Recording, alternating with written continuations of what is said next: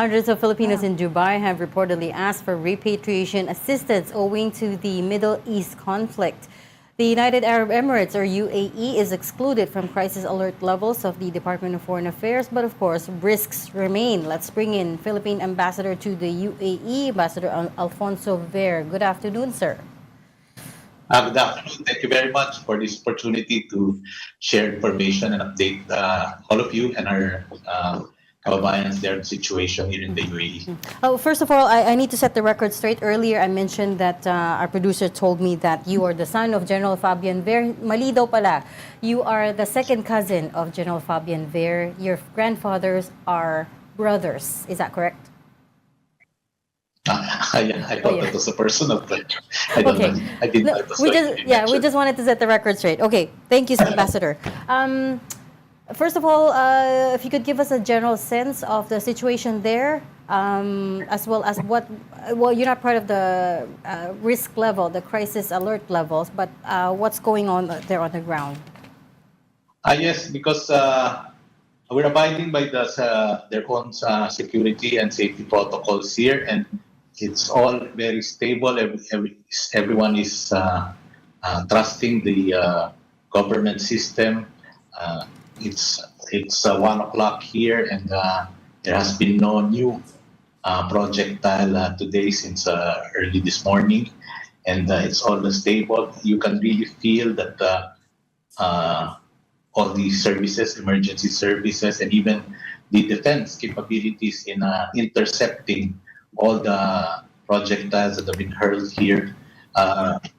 If I may, I saw a graphic that almost 1,000 missiles and drones have been fired at the UAE, more than all the others combined. No, I think even more than Israel itself. And a vast majority of these have been intercepted and destroyed up there high in the atmosphere, and how they take care of the nationals who are here now, not just their own nationals, but all of us, Filipino expats, and over 200 nationalities here. We are 1 million Filipinos, I just say, and I'd like to say that, let's divide it into two muna. Those who are residents here, have been working here, including me, I've been here for a few years.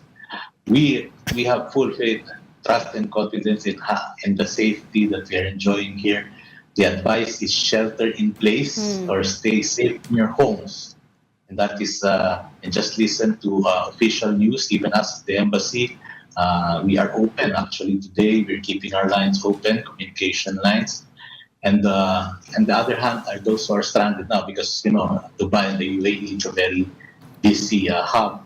So yung mga naka-stranded ngayon who are in their hotels, the government has committed that they will pay. They will shoulder the extension, the extra days that they will stay, and they will cover the booking fees. And for example, Emirates and Etihad Airlines, visas that might expire during the time because of this crisis.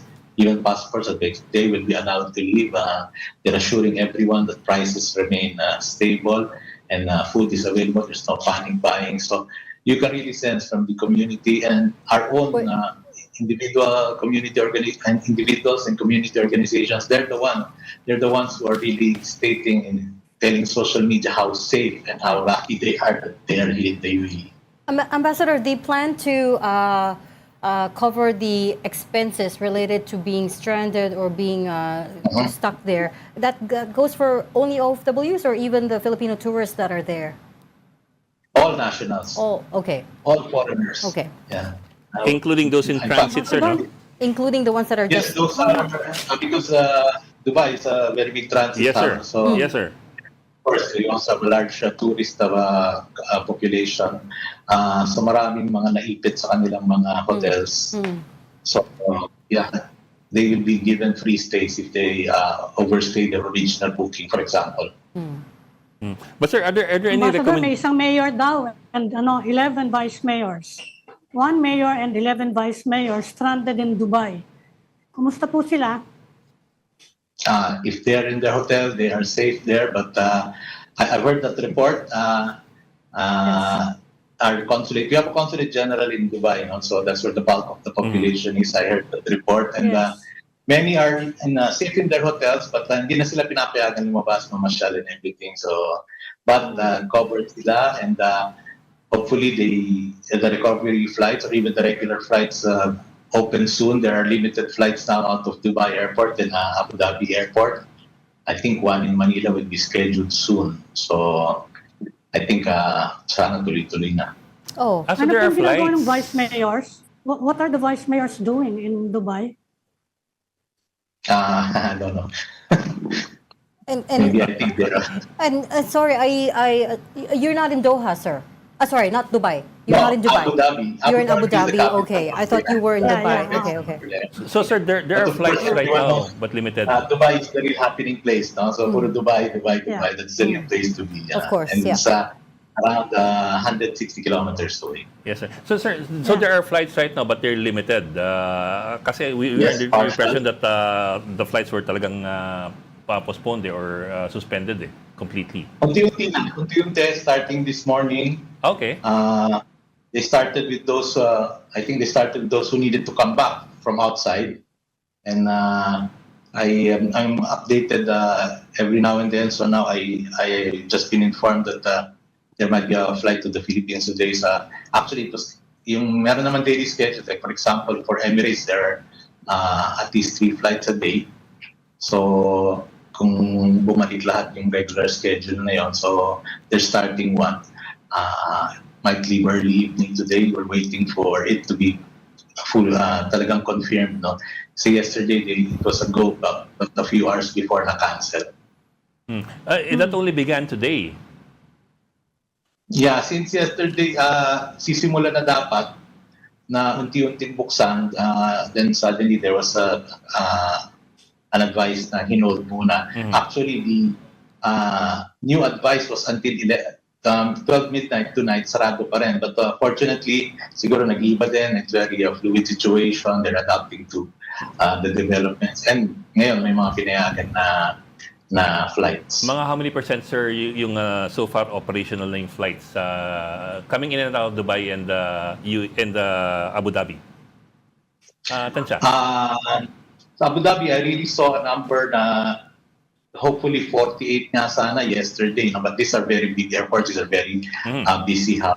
But suddenly na-cancel. But meron mga nagtuloy na talagang emergency and even some cargo flights, siguro maybe for supplies so that they can replenish their supplies here. But it's Ramadan here. It's really quiet for Ramadan. But it's like business as usual. Here we're open, everything, and we're just waiting for any advice because the airlines, if you're confirmed and if there is a flight for you, they will send you a text. They want you can only go to the airport if you receive a text from your airline to go and proceed para hindi magsiksikan dun sa airport, para hindi magulo at lahat nag-aabang ng flights doon. So it's very organized, part of the way they do stuff here. And the communication, even the alerts are done through your phone, through text. It's not sirens na nakakagulat pa. So you receive at least 2-3 texts if there's one incoming, and they're handling it, and another text saying that the coast is clear, you can go out, but still practice safety protocols. But Ambassador, go ahead, Ami. Ambassador, sabi ni US President Trump, this could take about a month. So baka meron pa rin tuloy-tuloy yung disruption. No, and I know that they're talking in Malacanang about possibility of evacuation by land. Papunta sa isang lugar where they can take flights. Viable ba yun? How viable is that? Right now, there are many who are taking it. It's a land route to Oman. So Yes. from Dubai, they go to the border for a land trip. There's a border there, about an hour get to the border. Pero right now, maraming nag-avail and they'll try that path. So I think there's a backlog at the border, processing to enter. And then from there, because Oman airspace is open, but mas limited yung flights doon. So I know one family who departed this morning and they crossed the border and but pagdating doon, magbubook ka rin kasi humaba na rin ang pila. Sama po even from here bago pa lang pumunta doon. So nagkakagipitan na rin. But hopefully, kung mag-recover na rin yung mga flights dito, there's no need maybe to go there and just wait for your turn. I understand Cebu Pacific will return to service on Monday. So hopefully nga, talagang you turn the page by that time. Na. But then, I mean, it's good it's quiet now, Ambassador, but to Ami's point, I don't think there's expectations that this will not be a short war. At this point, no one is backing down. The U.S., as Ami said, has already said it will do whatever it takes. And even the UAE apparently is considering the possibility of a military strike as well. So my question is, what is the contingency plan there if this erupts again? Right now, UAE said that they will not be used for offensive. They're just doing defense, and they're doing a very good job. But they won't use their airspace as a staging point for example, retaliating Iran. So, but last night we had a briefing for the diplomatic corps, and there were queries that if there are already diplomatic initiatives that are being undertaken. But right now, talks are continuous. Many leaders are really finding ways that maybe to end this as quickly as possible. But of course, we really don't know. But as of now, here in UAE, it's as safe as you can get. Is there a lot of interest among OFWs then to return to the Philippines? Kasi parang konti. I think sa Middle East, almost just a little over 1,000 pa lang. So far. Yes, actually, yung first report namin, ang na-publish to less than 300, 270, 280. Yes. But that already represents the whole bulk of those who ask for assistance, pati nagtanong lang kung ano man. Yung actual ko siguro mga 80, 70. Pero dumadami na because that was since last Monday. But you can also see na nararamdaman din ng mga tao na bumababa na rin yung mga pumapasok na mga missiles or drones. But still, right now, 150 inquiries, mga 150, 160. So, at yung mga iba doon, hindi pa desidido. Talagang nagtatanong pa lang. So, we're also waiting because plans will have to be formulated from Manila side kung may mga planes na doon, their assets and logistics. And if once they tell us that ready na and airspace here is fully clear and is safe, we start asking for landing clearances and permits for these flights to come and pick up repatriates. Ambassador, where I got the idea that UAE is considering military action is from the American media, and I just looked it up again. For example, Axios is saying UAE is considering taking military action to stop Iranian missile and drone strikes on the country. That's not for us to, prognosticate about. All I'm interested in is what the Philippines is doing to ensure the safety of its citizens. And then secondly, UAE is, of course, the second largest source of crude oil for the Philippines. I wonder if you're part of discussions at all in terms of how to mitigate the impact of the closure of the Strait of Hormuz. Yes, well, as you know, 25% of oil passes through there from this oil-rich area. And right now, it's because of the threats of the attacks, I think it's not being used now. But so I saw an interview also this morning of our ambassador to the U.S., Pedro Malde. So it said might also look for other sources, and I think that's what you have to do. Look for other sources and mitigate the effects of any shortages in supply routes.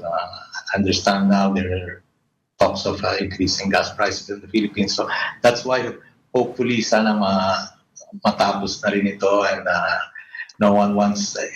there's so many countries involved here that it will affect the entire global economy. So we're just hopeful that that's resolved as soon as possible. Ambassador, tell us what life is like dyan May schools pa ba? May office? At pag lumalabas kayo sa bahay, anong ginagawa niyo? Tumatakbo ba kayo? Mabilis? Hindi. Anong buhay dyan? Ako, kung makakapag-video lang ako sa labas. But now, it's work from home. It's work from home for those, and those who work, for example, in the employers' houses. We're telling them that that's the safest place to be.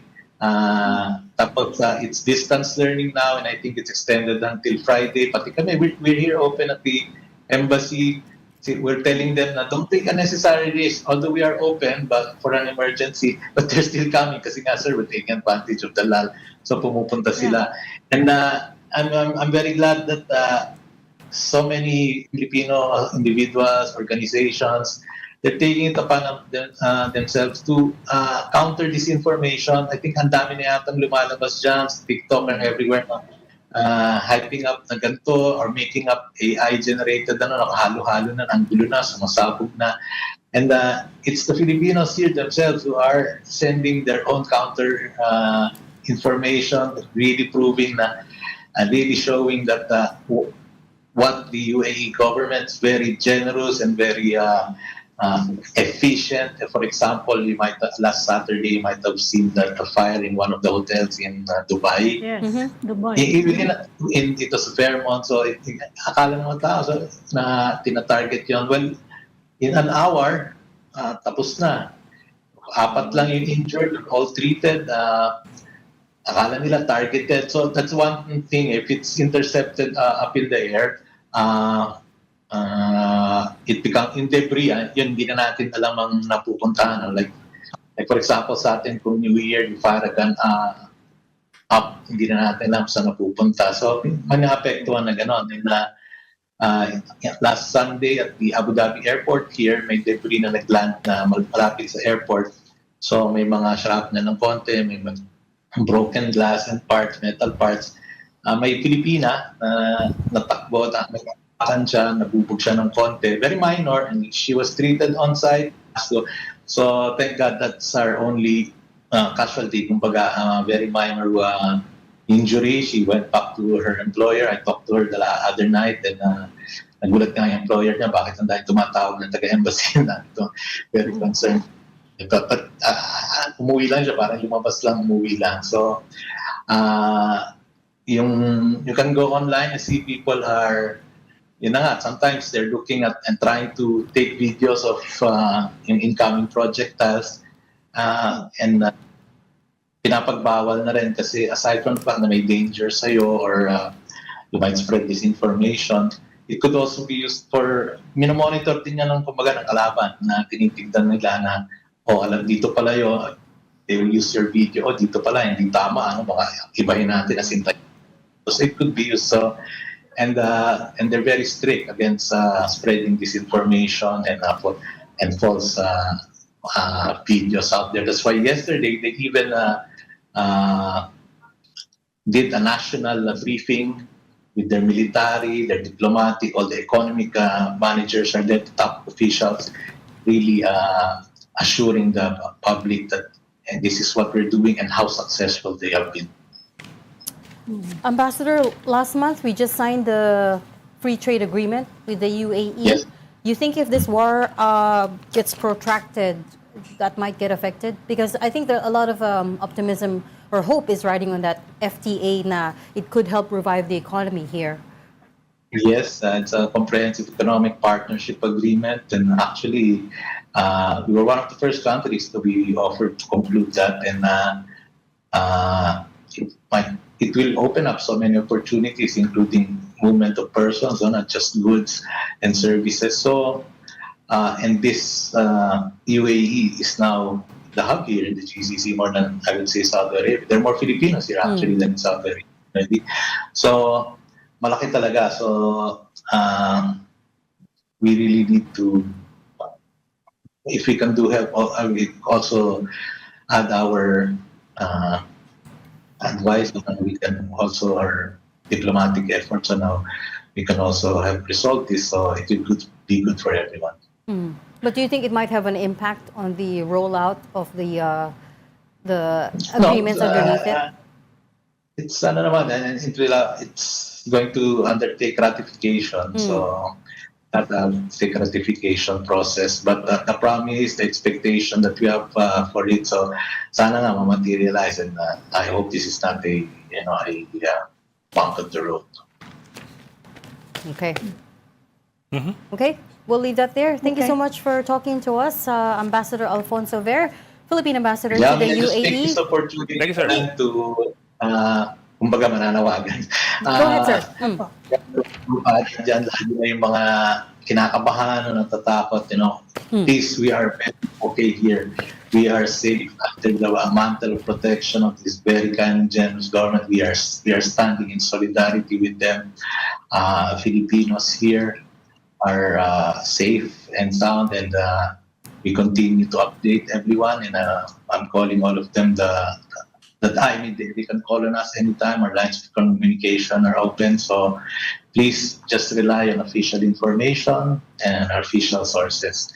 And sana nga magsimula na yung panumbalik yung mga return flights, and tuluyan ng manumbalik din sa buhay natin dito sa Dubai, as you know it.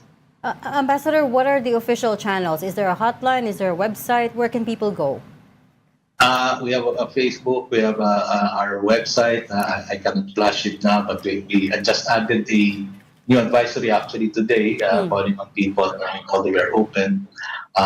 You might want to postpone your plans, and we will honor all appointments, and but still people are coming. So it's this available in our social media outlets. Is that Philippine Embassy to the UAE? Yes. I'm looking it up now. Yes, Philippine Embassy in UAE, the one with the check mark, guys. Make sure that it's the verified page that you're following and reaching out to. That's the official channel of the embassy, and they have posted advisories there on where you can go if you need help and are stranded, or essentially any kind of help. So we'll leave it there. Thank you so much for talking to us, Ambassador Ver. We appreciate your time. And Thank be you, sir. safe. Stay safe. Thank you, Ambassador. Shukran.